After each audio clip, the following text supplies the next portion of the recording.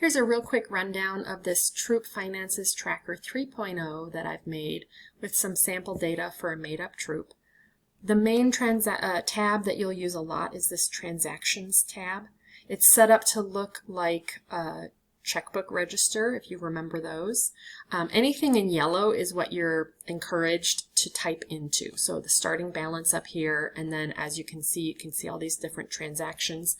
So let's say as the treasurer you collect some money at a troop, and then you make a deposit into your bank, and then under category it says over here, fill in the category.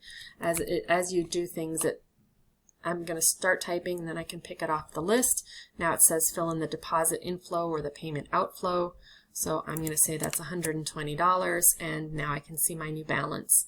Another thing you can do though is as you're doing that, it might be that you wrote a check, and the leader sent in a reimbursement form, and so now instead of one category though, it's for two different things. So you can type that it's a split category, and the amount was for $37.52, and now it tells you you need to assign this. You need to assign some money to some more categories. So I'm going to copy this.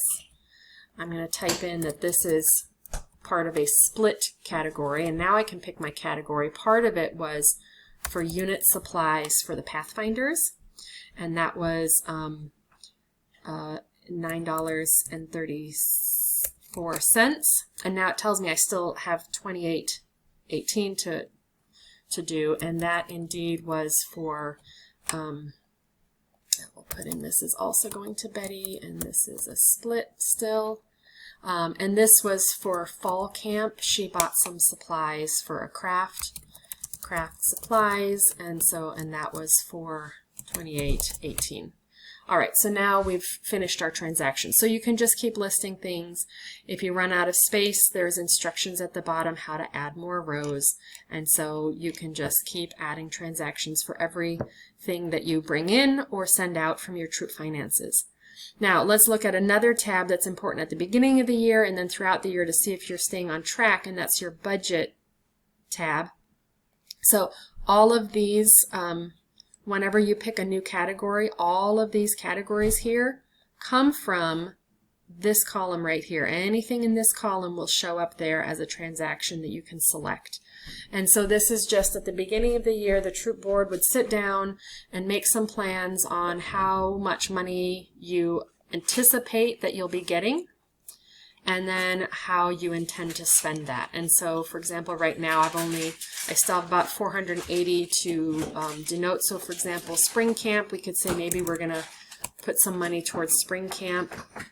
Maybe we're going to have a hiking event, and we need to pay for a pavilion, and so we're doing $40 towards that, and on you go. So the other thing that happens then is as you go throughout the year, for example, remember that $9.34 that Betty spent on Pathfinders, that shows up here, and now Pathfinder leaders can see they only have $20 about left to spend for the year.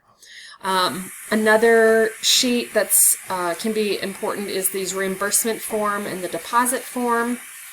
That gets created automatically for you, so you can print that out or email that to leaders.